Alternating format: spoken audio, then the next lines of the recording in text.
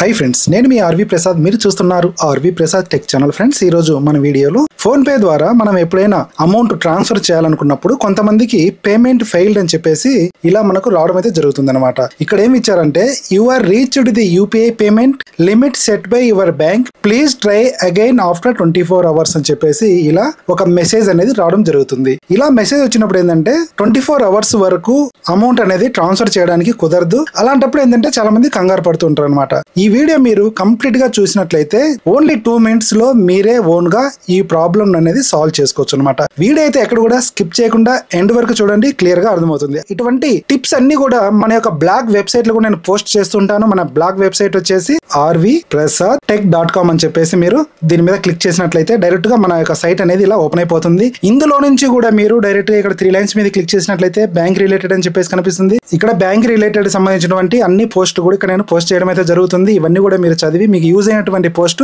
మీరు చూడొచ్చు అనమాట. అలాగే ఈ వీడియో మీకు యూస్ఫుల్ అండ్ హెల్ప్ఫుల్ అనిపిస్తే వీడియోని తప్పకుండా లైక్ చేయండి. మన ఛానల్ ను సబ్స్క్రైబ్ చేసుకొని పక్కన ఉన్న బెల్ సింబల్ కూడా యాక్టివేషన్ చేసి పెట్టుకోండి. ఎందుకంటే ఎప్పుడైనా మన ఛానల్లో ఇలాంటి ఇన్ఫర్మేటివ్ వీడియో అప్లోడ్ అయితే మీకు నోటిఫికేషన్ ఉన్నప్పుడు తెలుస్తుంది అనమాట. ఇప్పుడు మనం ఏమాత్రం లేట్ చేయకుండా టాపిక్ లోకి వెళ్ళిపోదాం. టాపిక్ లోకి వెళ్లే ముందు ఒక చిన్న రిక్వెస్ట్, వీడియో చూస్తున్నా కానీ లైక్ చేయట్లేదు. ఈ వీడియో చాలా యూస్ఫుల్ అండ్ హెల్ప్ఫుల్ వీడియో కాబట్టి అందరికీ రీచ్ అవ్వాలంటే మీరు తప్పకుండా ఒక లైక్ అయితే చేయాలన్నమాట. ఈ వీడియోకి నేను 1000 లైక్స్ అయితే టార్గెట్ పెడుతున్నా, త్వరగా రీచ్ అవుతాయని అనుకుంటున్నా. ముఖ్యంగా ఈ యొక్క ఫోన్ పే యూజ్ చేసే వారికి ఇలాంటి సమస్య అనేది చాలా వరకు మనం చూస్తూనే ఉంటాం. ఇలా సమస్య వచ్చినప్పుడు మనమే ఓన్ గా 2 minutes లో దీన్ని సాల్వ్ అయితే చేయొచ్చు అనమాట. సింపుల్ గా మీరు ఏం చేయాలంటే ఫోన్ పే అనేది ఓపెన్ చేయాలి. ఇలా ఫోన్ పే ఓపెన్ చేసిన తర్వాత మీరు ఇక్కడ నుంచి ఫండ్ ట్రాన్స్ఫర్ చేయాలనుకున్నప్పుడు సేమ్ ఇలాంటి ప్రాబ్లం అనేది మీకు వస్తూ ఉంటుంది. అలాంటప్పుడు మనం ఏం చేయాలంటే సింపుల్ గా ఈ యొక్క ఫోన్ పే కొంచెం ఇలా ప్రెస్ చేసి పట్టుకున్నట్లయితే మీకు ఇలా వస్తుంది. ఇక్కడ యాప్ ఇన్ఫో అని చెప్పేసి కనిపిస్తుంది కదా, యాప్ ఇన్ఫో. దీని మీద క్లిక్ చేసినా కూడా మీకు ఈ ఆప్షన్ వస్తుంది.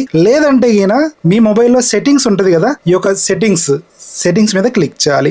సెట్టింగ్స్ మీద క్లిక్ చేసిన తర్వాత ఇక్కడ కొంచెం స్క్రోల్ డౌన్ చేయాలి. ఇలా స్క్రోల్ డౌన్ చేసిన తర్వాత ఇక్కడ యాప్స్ అని చెప్పేసి కనిపిస్తుంది కదా, యాప్ మీద క్లిక్ చేయాలి. యాప్ మీద క్లిక్ చేసిన తర్వాత ఇక్కడ యాప్ మేనేజ్మెంట్ అని చెప్పేసి కనిపిస్తుంది కదా, దీని మీద క్లిక్ చేయాలి. దీని మీద క్లిక్ చేసిన తర్వాత మీ మొబైల్లో ఉన్నటువంటి యాప్స్ లిస్ట్ అనేది ఇక్కడ మనకు రావడం జరుగుతుంది. ఇందులో నుంచి ఫోన్ పే ఎక్కడ ఉందో మీరు చూడండి. ఇక్కడ చూసినట్లయితే ఇక్కడ ఫోన్ పే మనకు కనిపిస్తుంది కదా, ఈ యొక్క ఫోన్ పే మీద క్లిక్ చేయాలి. ఇలా క్లిక్ చేసినా కూడా సేమ్ అదే పొజిషన్ లోకి రావచ్చు. లేదంటే డైరెక్ట్ గా ఈ యొక్క యాప్ మీద మనం డైరెక్ట్ గా ఇలా ప్రెస్ చేసి పట్టుకొని ఇక్కడ యాప్ ఇన్ఫో మీద క్లిక్ చేసిన సేమ్ ఆప్షన్ అనేది మనకు వస్తుంది అనమాట. వచ్చిన తర్వాత ఇక్కడ మనం ఏం చేయాలంటే స్టోరేజ్ యూసేజ్ అని చెప్పేసి కనిపిస్తుంది కదా, ఈ యొక్క స్టోరేజ్ యూసేజ్ మీద క్లిక్ చేయాలి. క్లిక్ చేసిన తర్వాత ఇక్కడ క్లియర్ డేటా అని చెప్పేసి కనిపిస్తుంది కదా, దీని మీద క్లిక్ చేయాలి. దీని మీద క్లిక్ చేసి డిలీట్ మీద క్లిక్ చేయాలి. డిలీట్ మీద క్లిక్ చేసినట్లయితే దీనికి సంబంధించినటువంటి క్యాషే అండ్ డేటా ఈ రెండు కూడా కంప్లీట్ గా డిలీట్ అయిపోయాయి అనమాట. కానీ మీరు ఫోన్ పే కి సంబంధించినటువంటి ట్రాన్సాక్షన్ హిస్టరీ అకౌంట్స్ అన్ని రిమూవ్ అయిపోతున్నాయి అని చెప్పేసి మీరు కంగారు పడాల్సిన అవసరం ఏం లేదు. డేటా అనేది ఎక్కడికి వెళ్ళదు.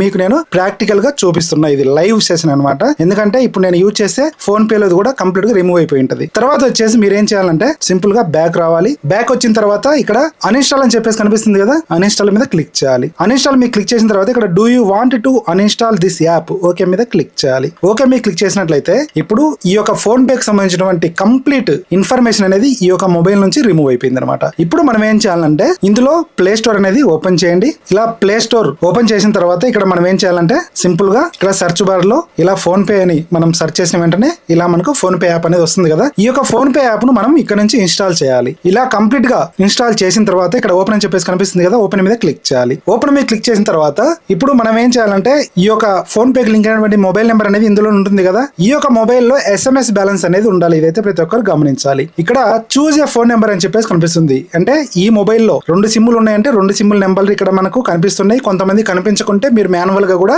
ఎంటర్ చేయొచ్చు అనమాట. ఇక్కడ నేను ఆల్రెడీ యాడ్ అయినాయి కాబట్టి ఇక్కడ ఈ నెంబర్ ని సెలెక్ట్ చేస్తున్నా. సెలెక్ట్ చేసిన వెంటనే ఆటోమేటిక్ గా ఒక ఓటీపీ అనేది వస్తుంది అనమాట. చూడండి ఇక్కడ ఓటీపీ వచ్చేసింది. ఆటోమేటిక్ గా ఈ యొక్క మెసేజ్ అనేది తీసేసుకున్నది ఈ యొక్క ఫోన్ పే. ఇప్పుడు మనం ఏం చేయాలంటే వైల్ యూజింగ్ ది యాప్ అని చెప్పేసి కనిపిస్తుంది కదా, దీని మీద క్లిక్ చేయాలి. దీని మీద క్లిక్ చేసిన తర్వాత ఇక్కడ పర్మిషన్స్ అనేది మనం అలో చేయాలి. ఇక్కడ అలో మీద క్లిక్ చేయాలి. అలో మీద క్లిక్ చేసిన తర్వాత కొంచెం వెయిట్ చేయాలి. ఇక్కడ allow PhonePe to access your contact అని చెప్పేసి కనిపిస్తుంది, అలో మీద క్లిక్ చేయాలి. చేయాలి, ఇంకోసారి అలో మీద క్లిక్ చేయాలి. ఇలా మనం అన్ని పర్మిషన్స్ ఇచ్చిన తర్వాత ఇప్పుడు మనం ఒకసారి చెక్ బ్యాలెన్స్ మీద క్లిక్ చేసి చూద్దాం.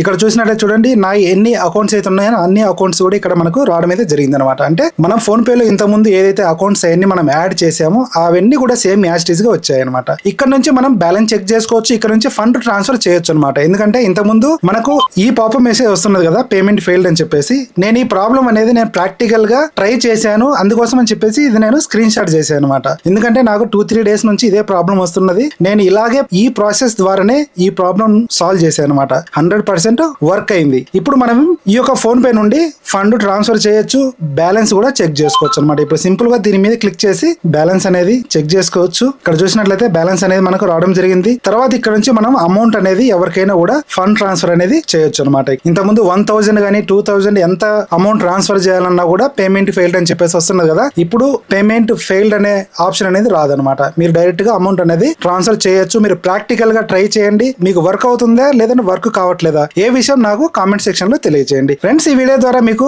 ఫోన్ పే లో ఉన్నటువంటి పేమెంట్ ఫెయిల్డ్ ఆప్షన్ అనేది ఎలా సాల్వ్ చేయాలనేది అయితే క్లియర్ గా అర్థమైంది అనుకుంటా. వీడియో నచ్చినట్లయితే వీడియోని లైక్ చేయడం మాత్రం మర్చిపోకండి. అలాగే ఈ video me friends and family members కూడా షేర్ చేయండి. అలాగే మీరు ఫస్ట్ టైం మన ఛానల్ విజిట్ చేసినట్లయితే ఛానల్ తప్పకుండా సబ్స్క్రైబ్ చేసుకోండి. Thanks for watching. జై హింద్, జై భారత్.